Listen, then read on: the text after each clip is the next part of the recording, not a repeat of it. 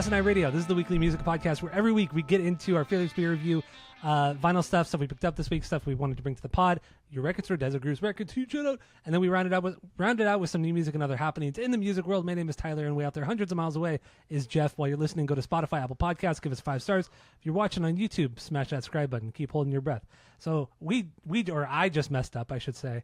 I forgot to record, so we got a good 6 or 7 minutes into the episode before we realized we were not recording. So we already poured our beers. It was a good 6 or 7 minutes. It was fine. Oh, you know what? Okay. Right. Funny guy over here. So yeah, we already poured our beers. We already took a sip, but we'll just go through real quick. What did you get this week? Happy Hops IPA. Happy Hops IPA. There you go. Beauty. Russian River. Always get that when either you, me, or friend of the pod Sloan goes to or from California.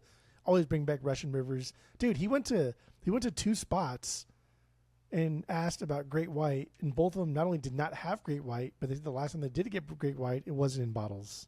Oof, they're phasing it out. And now I'm freaking out because it was just, and I know it's all in my head, and it's just a psychosynaptic thing. But I'm not drinking Great White out of a fucking can ever. It doesn't taste the same. It does not taste the same. It doesn't. I agree. It tastes like absolute fucking buttholes. I finished all the Great White that you left here too. Finished it last weekend. So good. Yeah. So girl. So you got that. I have Stone Delicious Hazy IPA, 19.2 ounces right here, baby girl, 7.2%. I've had this one before, but the liquor store that I went to, I've had every beer there already, so got tried and true, and I like this one. So like I said, we already fucking poured it. We already tinked it. Should we tink again? I don't know. What do you want to do? Let's tink again. Okay, let's tink again. Double tinks, baby. I'm a tinker. That's I'm tinking. Kisses. Ooh, good tink right there. Good. Tasty bitch. Good, clean. Tasty bitch. American IPA. So good. We have a 3-point rating system. Where 3 is a perfect beer, 2 is a good beer you're going to continue to drink. 1 is a bad beer, but give it a shot, and 0 is a drain pour. You give yours a 2.3. I give mine a 2.75 out of 3. There you go. Easy peasy. What are you strutting around? What are you doing over there? Not for you. You did this thing. I give it you tapped yourself. Who does that? I do. I haven't seen somebody do that in fucking since we were in elementary school, like me. What is that? That's weird. Isn't that weird? When you said me and you did that, Han Solo does that. Me. I only take orders from. So does Obi-Wan too. Oh, he does. He does. Of course you know him. He's me. It's me. I think he does it first too, and then he says, "Of course you know him." And he taps. Me. He's me. Or he's me. And then Han. And then Han does it. Stupid. Han does it. I only take orders from one person, and that's where you go. And he goes, and "That's me." And he taps himself really quick. Yeah, it's good. A lot of tapping. A lot of tapping. A lot of toe tapping. All right, so we did not go on this stupid rant the first time around when we were not recording. So let's get into vinyl stuff we picked up, stuff we've been listening to. Your record store, Desert Grooves Records, huge shout out, out in Chandler, Arizona. So let's get into it. What do you got for us, Jeff? Go. Nope. There we go. Not even blurry at all. Cunning Linguist. There you go. And Cunning Linguist. And no, wait, what did you ask me about that record?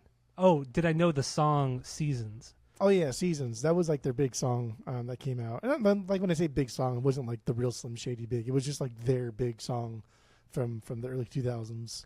But if you didn't know that song, you probably don't. You probably wouldn't have heard any of the other.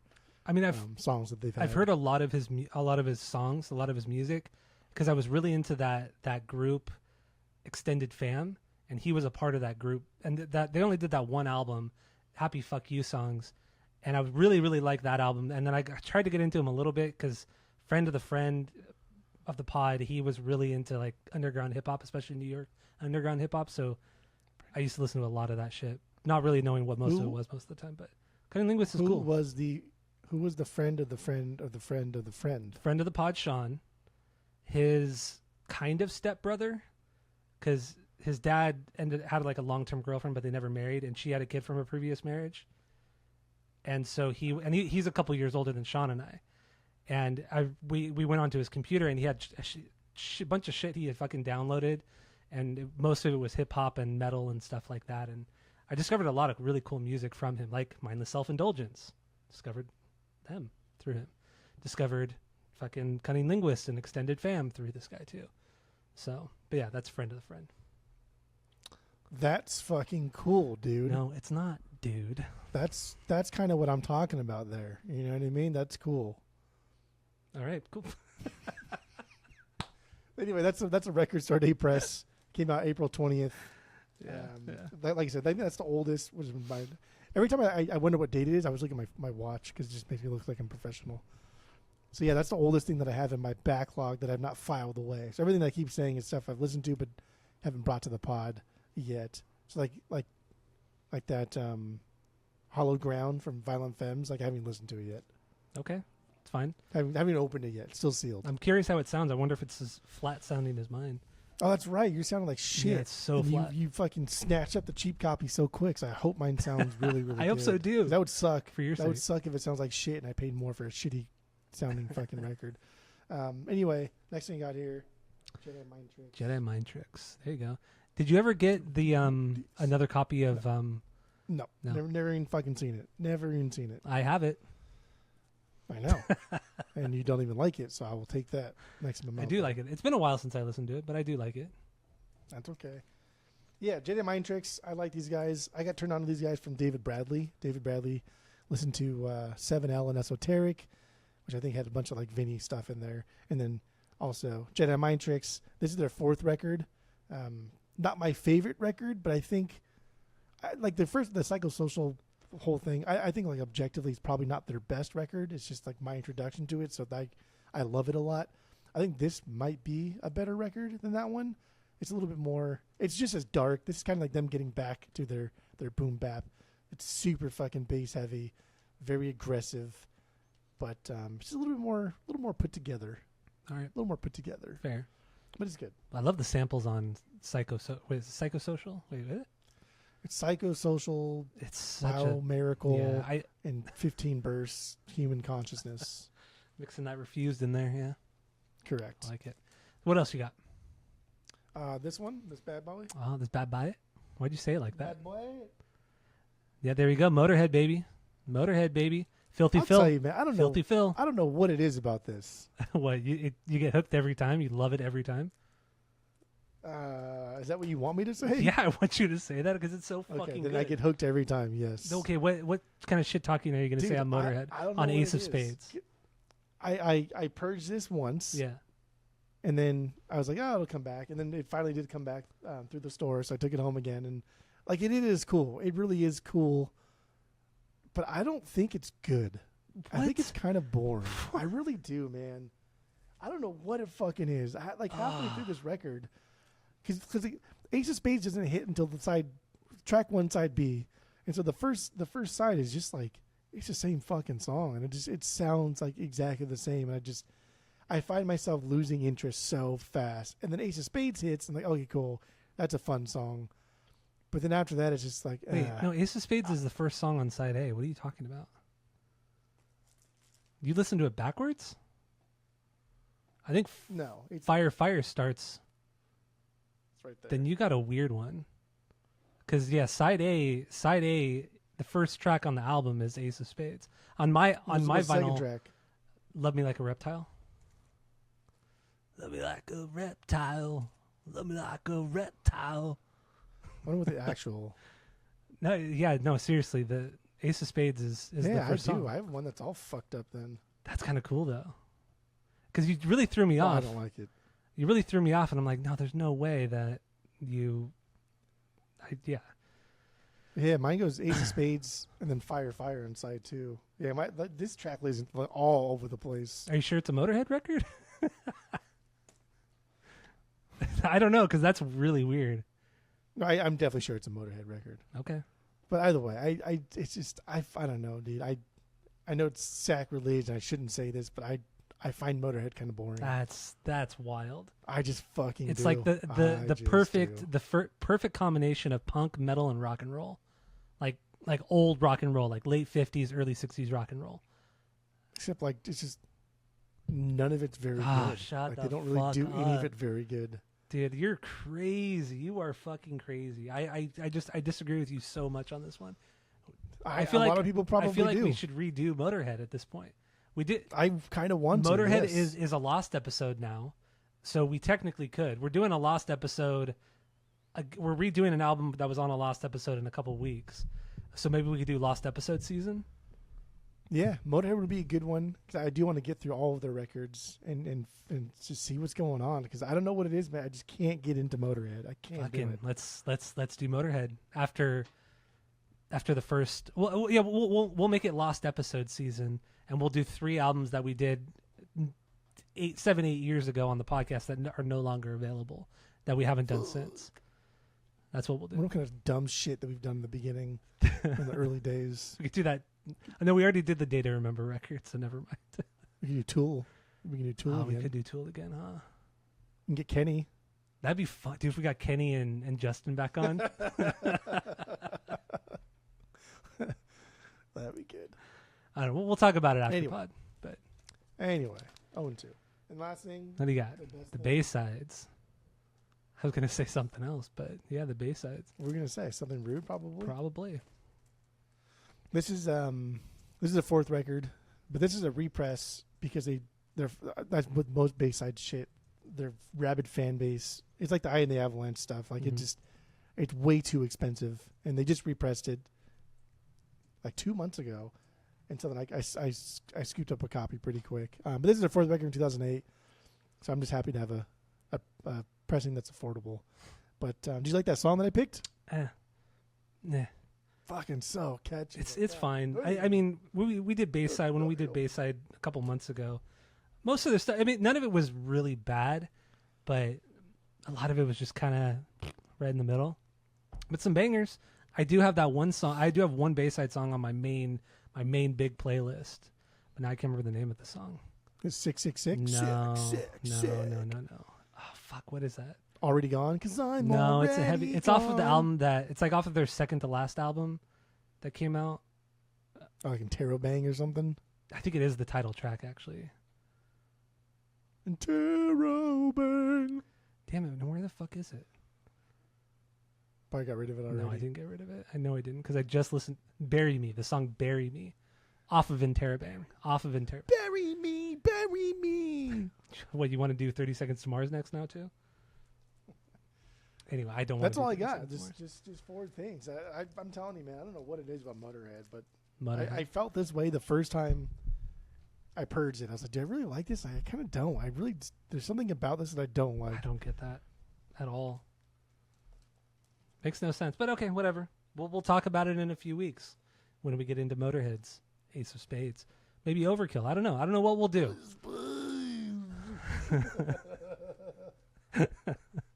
Fucking love that album so much. It's okay. All right. So yeah, let's get into I got 3 things here. We start with Descendants. Right here. Live Age, baby. Live Age. Live record from 1987. This is a repress. I don't know what year it came out. There's no information on when it came out, but it's a very recent repress because it was still sealed, and it was cheap. It was like $24 or something like that. So yeah, absolutely great live record. Highly recommend it. I know you do too. You got this record a couple years ago, I think it was too, right? Or this is what made us do Descendants on the podcast was this live record that you got in a collection. I bought it in some big old fucking like jazz Brazilian bossa nova lot. And that was in there. Oh, I gotta listen to it because it's fucking weird. Yeah, no, it's fucking it's crazy good. This is actually a really great pressing. It's loud. It's really punches so fucking hard, high end. I mean, it's such a well balanced pressing. It sounds incredible. It's really really fucking good. The performance is great. It's cheap too. Even like the original copy is only like $35 for an OG copy. That's wild. That's fucking dirt wild. Cheap. So I got that one. I got it from a record store called Rat Hole Records. In Riverside. We talked about it on the pod a few weeks ago because that's where I got our Dogs Eating Dogs bootleg EPs. And place sucks. It's like Hot Topic when we were growing up, which that's not necessarily a bad thing. Hot Topic growing up. What? We loved Hot Topic. I know, but that part of the store was cool, but everything else sucked about the store. Way overpriced. And this is going to make you mad, Jeff, because it made me mad today. Boy. So we spent the Dogs Eating Dogs were like $55 or something like that for the bootleg for 5 songs. Yeah, it's expensive. Now today White Rabbit has these same exact bootlegs. $28. What, 28 half? Yeah, Holy $28. Rat Hole is that store is fucking terrible. Fuck that store. Did you tell Tracy? I saw it on. It was on online? Instagram. Yeah, he posted on Instagram. I'm so pissed about it. So fucking pissed about it. So, like, that's not even close, Yeah. bro. Like if it was like 35, even 40, I'd be like, okay, whatever, $40. Like we got had, but that's not a big deal. But like, well, $56, bro. Like $30 more. Get the fuck out of here. Over double. Fucking dumb as hell. So, anyway, It's fucked. let's move on. I got Green Day, Saviors. Finally listened to this bad boy right here. Their newest record from 2024 on Yellow Lemonade vinyl. Still sealed. This is the Walmart pressing. If you see right here, I paid $10 for that. Got it from Double Nickels Records out in Mesa, Arizona, or Tempe. Wait, is it Tempe? Tempe, right? I think it's Tempe. Tempe, yeah. Yeah, when I was out of your house the last time, so 2 months ago, month and a half ago. Which with the discount like he inevitably gives everybody, that probably costs you like $8. Yeah, probably $8. So yeah, Green Day, Saviors, Crazy. still sealed. Like I said, it's a great record. It's surprisingly good. This is probably solid the Green best Day. record they've done since I'd say Warning. Oh, since American Idiot. No, Don't get too crazy. I don't get crazy. I'm level-headed only. You're already crazy. I'm level-headed That's only. better than American Idiot. Was still American cool Idiot's time. not that good, dude. It's really not that good. You're right. It's fucking No, great. it's not. Pretty goddamn good. So yeah, there we go. Green Day, Saviors. The last thing here is Slipknot's Slipknot. Slipknot, Debut Slipknot. record. This is the 25th anniversary pressing of the record. Just got released last week. I ordered mine off Amazon because it's like way fucking cheaper. Black variant. So if you don't know, different album cover on the front and back. But what's cool about it, I would open it, but it's too much of a pain in the ass to open these. What's cool about it, yeah, it's an alternative cover, but it's a double LP. The whole regular album is on one LP, and you pull the inside sleeve jacket out, and it's the actual original cover.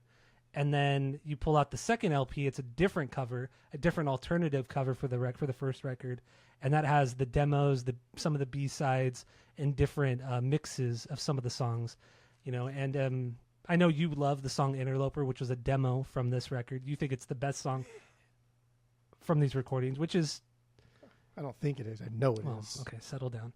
But no, there's some other good shit here too. Snap was another good one. And then also the OG demo version of Only One, which actually was more closely resembled the original version off their first actual record, the Mate, Feed, Kill, Repeat. So that's cool. I love this album.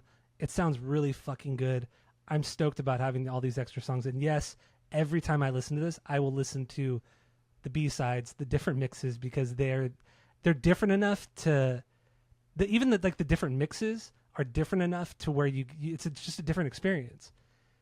It's fucking cool. That's fine. I accept that. That's okay. Yeah, because it has Servicing, Only One, No Life, and Sick. Those 3 songs are different mixes, but they do sound different to where it's still a fun experience. So it's great. I accept it. It's great.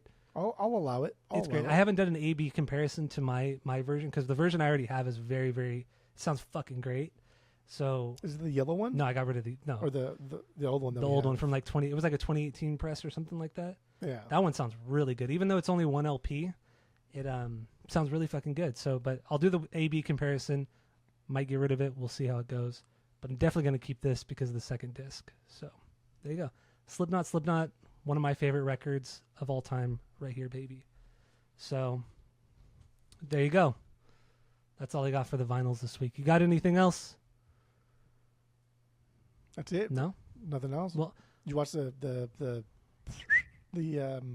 Turnstile Tiny Desk concert? I did watch that. Yes, I did watch that. I guess we could talk about that. Yeah. You don't like it at No, all? it was great. I thought the trumpet, sax, and piano that they added to every song was perfect. It was absolute. I mean, I didn't think it would blend that well because they did the one song that already has the trumpet in it, and then after they did Dreaming, they did some older stuff too, and they incorporated those other 3 instruments, and I thought it sounded fucking fantastic. Yeah, it sounded great. They played great, and it's funny because I mean they're like they're like everybody's favorite punk band, right? Like everybody fucking loves Turnstile, and you said it a while ago, and I can't stop thinking about it, but they are boring dudes. They're not just playing fucking music. And when he's just like talking, when he's like, "Oh, thank you for coming," he's like, "Dude, even like you just sound fucking boring talking like this." But then, my God, right? Then he did the whole stage dive thing too, and he jumps up on there, and everyone's like, "Oh fuck!" See, and the way he jumped too was the way he jumped was like somersaulting in. It's like you're obviously like you're just in good shape. You know what I mean? Just, he was very Yeah, from the ground to the desk, like it was a jump and like a leg tuck, and then on top of the desk. Yeah, but the whole time he was talking, right? The piano player's like doing his thing on the keys and just getting into it, and then the transition out into like the actual song "Birds" was fucking cool. And it was a really, really cool show. But like, my God, man, they're just so boring. You didn't watch any of that Zane Lowe interview that they did right a couple months ago? No. Man, I got 15 minutes into it and I shut it off. And I watched some boring shit. I could sit through I could sit through some boring shit, but man, dude, these guys have nothing to say that's interesting. They were so boring. Insane to me. Yeah. Like, how the fuck can somebody with such a loss of a personality make such like perfect music? Like, you know what I mean? Like, that's crazy. Oh, then I also watched the Les interview with Beato. Oh, I did too. And I've come to realize that like Desi does the Les thing a lot. In what way? He's like, excuse me, oh yeah, over here if you want to come here. Oh, he does do that. He does all the fucking time. He does do that. Yeah. Desi, the owner of out here. Uncle Aldo's Attic. Uncle Aldo's Attics. Yeah, you're right. That was a great interview. The Rick Beato interview was fantastic. It was cool. I think Les Claypool is a great storyteller. He can make the most mundane things sound really interesting. Like he was talking about how he had to fix their bus, and him telling the story of how they were diagnosing what was wrong and they couldn't figure it out, and then they finally figured it out. I was like captivated. It was like a 4 or 5 minute story, and I just enjoyed it. I thought he was just like, I don't know. I think he's a great storyteller. To me, like the whole mechanic thing just sounded like when Renee would come home and talk about like cars, and like, dude, I don't fucking care. What I did think was weird though, like Beato knows how to play instruments, and then when Les gives him his bass, I don't know, anybody that's just like a fanboy in any capacity, if somebody you like respect gives you their instrument that they love, you just start playing shit. I don't give a fuck what you're gonna play. I can't slap. I can't. What do they call it? Thumb and pick it or whatever. Thump and pick. Thump and grind. Pick. I can't do any of it. Yeah. But I'm still going to fucking do it if Les Claypool hands me his bass. That's crazy not to do it. Beato didn't do anything. He looked at it, oh, just Maple. I'm like, fucking play it, bro. What are you doing? I think he was just nervous. I think that's what it was. But like Beato's a good instrumentalist. No, yeah, he's instrumentalist. Yeah. He can play like almost anything. He is. But yeah, I thought it was a good interview. I thought it was fun. A lot of the same stories I've heard, but even still, it was fun. And watching it was better than the Stephen Jenkins interview. Yeah, that one was pretty boring. But no, it was cool. Also, just watching Les just kind of fool around. Just while he was talking, he was just like fucking playing some honky tonk fucking music, just boom, boom, boom, boom, boom, and they just like do fucking something squirrely, just while he's carrying on a conversation. Just fucking. There was one song that he said that they don't play very often because it's too fucking fast DMV. for him. And then he oh yeah, that's what it was. And he started to play. He's like, I think that's how it goes. I don't know. There we go. And then he just keeps playing it. Sounds good to me. Like, of course he's a good storyteller because his stories are fucking good. Like he's hanging out with the guy who like helped Chris Squire like acquire his base town, and then he's next hanging out with Geddy Lee. And he's like, hey Geddy, like I figured out like Chris Squire's base town. And he's like, oh tell me. It was like, oh my god! It was the like, guy who produced Fragile. Yes is Fragile. Yeah, and that's Les's favorite record of all time. I don't remember the guy's name. I don't remember his name either. That guy helped Chris Squire like get his bass town, and he's inspired countless art bass guitarists. And then when Les found it, he told Geddy, and then Geddy really wanted to know what it was. That's so cool. And so yeah, like this is he hangs out with cool people. And then the conversation he had with, or he was talking about the story with Geddy, and he was like, I got to know one thing. How do you play YYZ? How do you play that song? Because this is how I play it, and he plays how he plays it, and he's like, that's completely wrong. This is how Geddy plays it. He plays it on a completely different part of the neck, on different strings, and he's like, think this is it. It sounds weird, but I think this is it. I think this is how Getty plays it. But then this is how I play it. But it's so cool. This guy who's such an accomplished bass player is still just mesmerized by his idols, and I love it. I thought it was great. Just great. And isn't it just that like that's just like the crux of being a musician is you. And like a lot of people just tab it out if you're in that kind of mindset, and you'll look online, get it like perfect. But like most of us, pretty much just kind of like eyeball it, right? Yeah. Like when I play Super or Not, like I don't play exactly how he plays it. It's just it's close enough. Yeah. It's close enough to where it's identifiable. It's on time. I have fun doing it. But like that's what we do. That's what musicians just do. They just fucking play it how I've always been playing it. Like when you sing songs too, and the lyrics are wrong.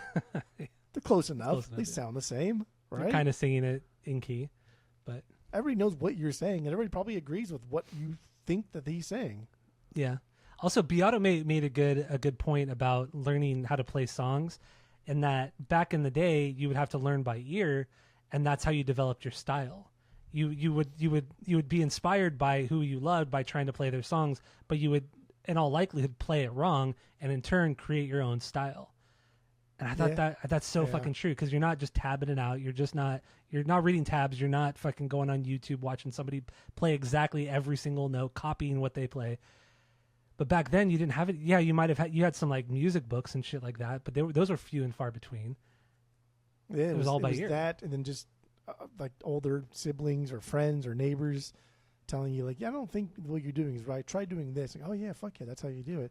Because like we had internet growing up and stuff, but it wasn't how we have it now. Yeah, and so we didn't always have access to like tabs. And the Guitar Jobs has been around for a fucking long time, but like I think it was Guitar World, the subscription that I had, right? Mm-hmm. Like I think it was called Guitar World. Yeah, Guitar World. But they always had one song in there, and like, oh, we checked with the fucking artist, like this is it, and like it was always that one song. Like that was a song I'm now going to like try and learn for the next month, even if I don't like the song, because this is the only tab that I have access to right now that I can like play it perfectly. I think in Guitar World, I think it not only had the tab, but it had the actual music.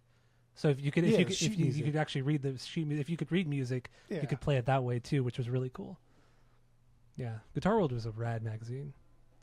It was a good magazine. Really cool mag. But I wish it was still in print. I would subscribe to it. Probably is. Yeah.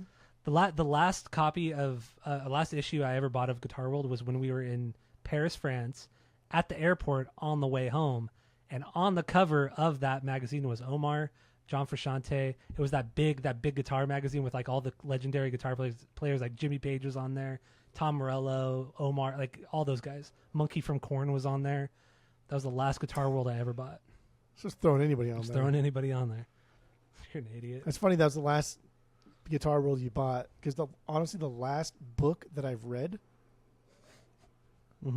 was that night, was that fateful time where we got stuck in Paris. What did you read? Did you buy a book? I think it was called Digital Fortress by Dan Brown. Book. Yeah. I read it in one fucking night. And that's legit the last book that I've read. That's a fun book. I have that book. It's on my bookshelf. You want to read it again? No. I remember being done with it. I was like, damn, that was a lot of pages to just do like a generic fucking Call of Duty story. But it's fast paced. The chapters are like 2-3 pages long. So you're reading like I'd rather just play like fucking Call of Duty. You're reading like 100 chapters, like 400-page book Gears with like 100 shit. chapters. But that was the last book that I read. Wow, that's impressive. And that was in 2008. Impressively bad or impressively good? Impressively bad. 17 years ago was the last book you read. Look at that. I'm pretty damn sure that's the last book I believe it. That's not counting like the X-File book that I read and like the hip-hop like book that I have and like a bunch of other, I don't know. Let's just say fiction. It's less fiction. Yes. Yeah. All right. Chapter book. What are we, fucking second grade? I don't know, because like, actually I'm going to start the X-Files again pretty soon. I still have, I bought a hard copy of it because my dogs chewed up my soft copy. And I'm going to read that book again. And I like that one because it's all scientific and stuff. But it's not like throughout chapters. It's more like, well, let's talk about this now. And then it gets into it. And it's fun. Let me know when you rewatch it. Book. I'll restart it. I'll buy the book. We'll go through it together. Good. There we go. Good. We can do little updates, little pod updates. See how smart we are. See what kind of microbiologists we become. Some pup dates. Some pup dates. Pop dates. Pod date. Good. I don't know. Pod updates. Yeah. Pub Pub dates. dates. Pod Pop updates. dates. Pop. I don't know. Fucking, this is stupid. I I know there's no B. I realized that right when I said it. All right, so there's one last thing I want to talk about. Atreyu are playing. They're going on a tour here in the U.S. and parts of Europe, England as well. Playing The Curse in its entirety, obviously without the original singer. I got tickets. So the last show of the U.S. tour is a Thursday night in December, and then the following day you're going to be coming out. So I'm doing 2 shows that weekend. But it's Atreyu and 18 Visions are playing that Thursday night. Tickets are not sold out, but they added a second night at the Glass House on that Friday night, thinking, this is my theory, thinking that first date was going to sell out, but it still has not sold out after like 2 months. And they had already probably set up the date to do Friday and to do this like big surprise thing. Oh, we had an extra date because there's such high demand.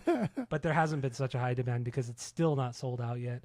Because nobody wants to see that shit. Without the original singer, why do you want to see it? Stupid. Why do you? I mean, I want to see it because I want to see it because the tickets are fairly cheap. Glass House is my favorite venue, and 18 Visions are opening for them. It's going to be fun. After 18 Visions, then. No, because I do want to see. It's been a long time since I just want to see what it is, what it's going to be like. I already paid for it. I want to see this iteration of Atreyu that has nothing. I already to do paid with tickets. My I already paid for tickets. I already paid for tickets. I already paid tickets. But yeah, I just thought that was amusing that they added this date, probably thinking that this first one was going to sell out, and it did not. So, or has not yet. He must be fucking like straight stupid, because if he thinks that like they were going to sell that first date out, like has he not read any of the fucking Instagram comments, any of the comments on any other platform, on social media platform, where everyone's like, why the fuck are you doing this? Why are you still have Atreyu? Why are you still playing The Curse? Why are you still playing his songs? Well, I do know that they read the comments because they delete the comments. So, because what's funny is a lot of the times people will say, why are you guys deleting comments? And then that comment will get deleted. Nice. Yeah. Delete this one So and that one. They do delete comments. Wow. What a bitch. Atreyu's a bitch. It's like nobody has been supportive of the firing of Alex 5 years ago. Nobody likes these new. I mean, outside of people online who don't go to concerts and don't go to shows and only listen to like Spotify playlists, nobody likes these new songs. That's why nobody comes to these fucking shows anymore. That's why they can't even sell at Glass House. This was 10 years ago. Essentially, 15 years hometown ago. show. This is the closest to their hometown they're going to get unless they play Chain Reaction. Because they can't sell out. Sell a Chain Reaction. They can't sell out. I think they would sell a Chain Reaction just because like that's I don't know, that's more iconic for the locals in OC than the Glass House is, and people are like, oh, I can get closer to them now at Chain Reaction. Yeah, it's true. I think they probably could sell a Chain, but even then, maybe it's half the size of Glass House. So, mind you, Glass House is only like 500 capacity. It's not a big venue. It's small. Chain Reaction's 200, I believe, 2 or 250. But I've never been there either. Shut the fuck up. We saw Angels and Airwaves at both of those venues. Also funny you brought up Chain. 10 years ago today, Atreyu did play Chain Reaction for their first reunion show after they had broken up. And me, Justin, Mike, Tammy, and Erica had gone. And that was a fucking wild show. That was fucking... That's a wild show, baby. So fucking fun. It was insane. Dude, that would be a wild show. Yeah. It was something else. Did you go in the pit? Did we go in the pit? The whole venue was a pit. Good. Wait, and Justin posted something really funny because it's the Facebook memories, and Justin had posted something about the show. Fuck, hold on, I gotta look it up really quick. It's so funny. It's very typical Justin of what he would say, and if you know Justin, you would say it in his voice as well. Okay, this is what he said. He said, "Atreyu tonight. It's been so long. Gonna shove some people and not even care." But the way he says it, Justin has a... So dry and sarcastic and just monotone and... but like really fucking funny. Gonna shove some people and not even care. Fucking Justin. That was 11 years Dude, ago. Justin, It was 11 years ago today, actually. If Justin put some effort into it, he probably could be a funny stand-up comedian. Yeah, he's quick. He's one of the quickest guys I know. He's quick. With the comebacks and all that shit. And then Tammy posted, she tagged us at Chain Reaction that night too, and she said sweat everywhere, and now everybody is on the same cycle. So that's pretty disgusting. That's really disgusting. Is that a thing? No, I don't know why she said it. Oh. I don't know why Tammy just says like the fucking weirdest shit sometimes. Funny. Well, because like I don't know anything about cycles or nothing like that. That whole I went to public school in California. What the fuck do I know about anything? But I always hear like when people like girls hang out with each other, they're on like their cycles match up. Is that a thing? I guess real? So. I guess if you live with another girl, I guess your cycles sync up with each other. I have no idea. But is that real, or is that just some shit they tell like us? I have no idea. I really don't know. No scientific evidence of this. I've heard that. Well, again, like public school, California. Mr. Malavar was my fucking health teacher, and it was a joke. I learned nothing. I had Mr. fucking shit. He was an old man. He was probably like almost 60 years Bishop. old. No, it wasn't Mr. Bishop. He was almost 60 years. He was old, man. He was an old motherfucker. I think he retired like the year after, and he taught health. And then, of course, everybody when we get to the sex part, everybody's like giggling and laughing. He's yelling at kids. Of course, we're freshmen in high school. Of course, we're gonna giggle about. Of course, I'm gonna giggle boobs and laugh. vaginas and shit. Absolutely, still do. Like, come on, that's crazy. 38 years old. Yeah, the fucking assistant wrestling coach was my health teacher. Like, good times. Very dumb. All right, so that's all we have for this episode for two dudes shitting around, dude. We're gonna get it. We're gonna wrap up SST season. It's gonna be a better episode than Husker Du last week because we're doing meat puppets. We're doing meat puppets. Don't know that for sure. Yeah, we don't know that for sure though. You never know. Yeah, that's true. We haven't recorded it yet. So yeah, stay tuned for that, or keep listening. Tell your friends. Share all the posts, and that's it. That's all.